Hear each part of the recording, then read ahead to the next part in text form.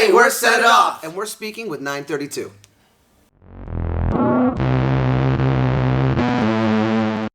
It has been a long time. And that has been the craziest thing about it, is how long we've been waiting and just waiting for it to actually come to fruition. And it's here, and we're over halfway through the tour now.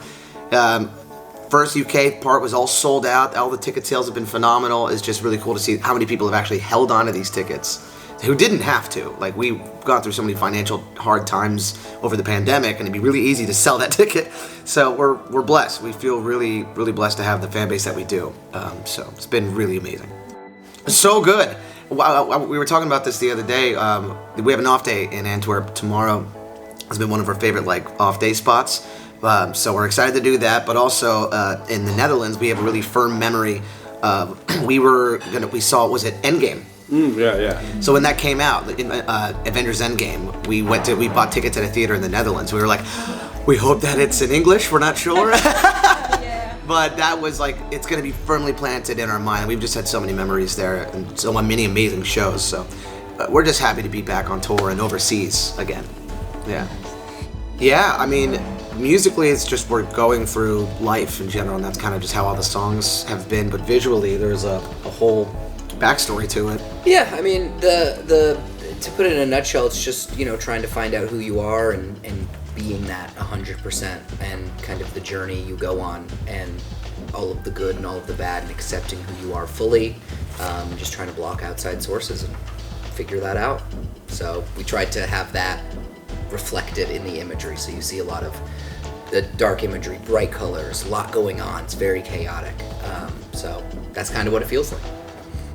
Well, it was so new from anything we've done previously. Like, right in front of us are midnight posters, and I'm looking at how dark it is. We're all wearing basically all black, and it was a lot. We never had an era of Set It Off where we wore bright clothes. Zach's never dyed his hair before. Yeah. And it was his first time doing that. I have yellow hair. Yeah, he has yellow hair. He really stepped outside of his comfort zone. Yeah.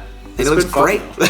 Oh yeah, it's definitely interesting at first. When it was first brought up, I was hesitant for sure, but I think once I leaned in more to what we were trying to actually accomplish with it, I got excited about it. I made my whole personality yellow. So. Yeah. I felt like that song somehow had everything. It's if you want to understand what Set It Off is in a song, I felt like Skeleton is a great introductory song for that. So for the people that have been along for the ride for forever, and for the people that have never heard us before, we felt like that'd be a good hey, welcome to our world.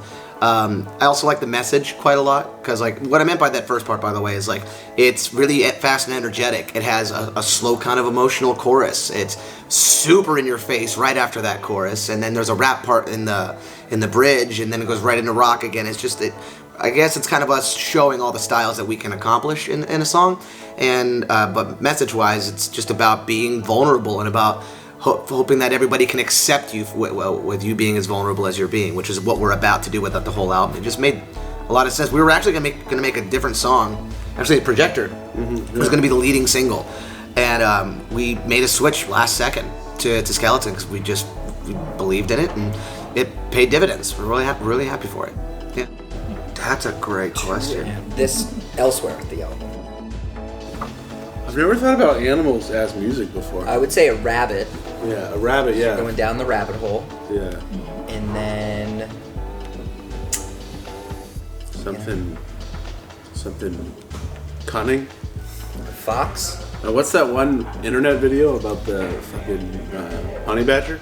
The honey badger? Yeah, it doesn't okay, give a rabbit and a honey badger? Yeah, because they give a shit. Honey badger don't give no shit. I was going to go with some sort of eagle.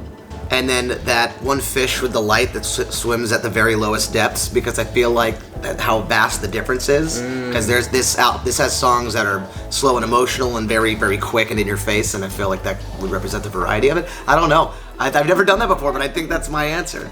I like that too. Rabbit and a honey badger. Oh, we already have our favorite. Well, I have my favorite from this one. Do we all agree on that? Yeah. Yeah, it's Loose Cannon. Okay. Yeah. We had a moment in Loose Cannon where there's a sax solo that's not in the song. We just throw it in there, and it goes back and forth with the guitar. So it's just really fun to play, and it the crowd just jumps to it every single time. So we love that. Yeah, such a blast.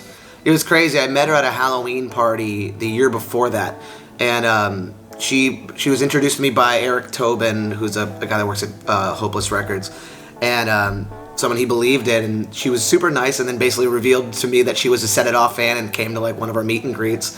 And I just, it's really cool to see Set It Off fans like coming up and really doing a great job. Like it's cool that we've inspired people and that they're also just absolutely killing it.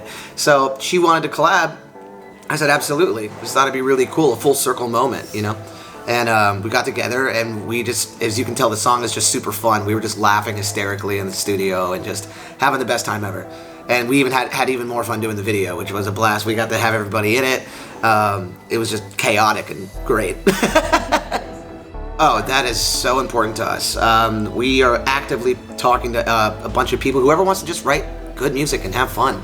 Because that's really what I think it should be about. Not just about like, getting clout or whatever, but just like, I like this artist. Do you want to work together? And they end up saying yes, and then it works out perfectly. So we actually have one in the works right now, and we'll be working on more in the future. Man, I feel like I don't know, yeah. I think for me it's going to be the same answer. I think one of the greatest writers alive right now is BRUNO MARS.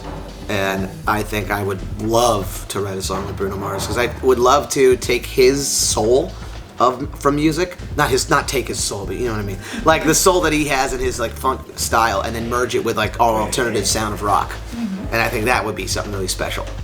Yeah. We had some time, obviously, during the pandemic, and we were trying to figure out a way to connect with our fans without playing live music.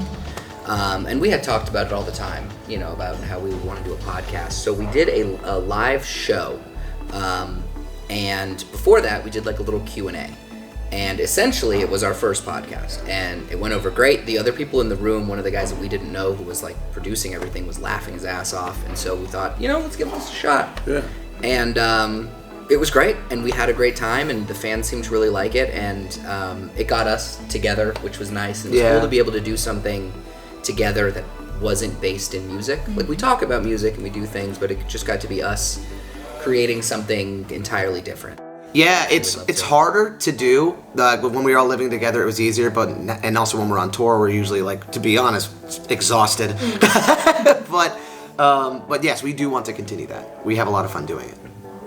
So we can't divulge too much, but I think in a month or so we'll have a pretty cool announcement about the future of Set It Off and where we're headed. But we're already writing. I can tell you that. We already have maybe like 2 songs waiting in the bank. Not that we're going to release those, but we're going to keep writing and seeing what this new world of music has for us, because what's cool right now is there are no rules. Like with TikTok and everybody's mass consumption of music, everyone's a lot more accepting of various genres, or a band or an artist playing various genres at once. So knowing that there's no rules is a dangerous thing to tell Set It Off. So we're going to have a lot of fun.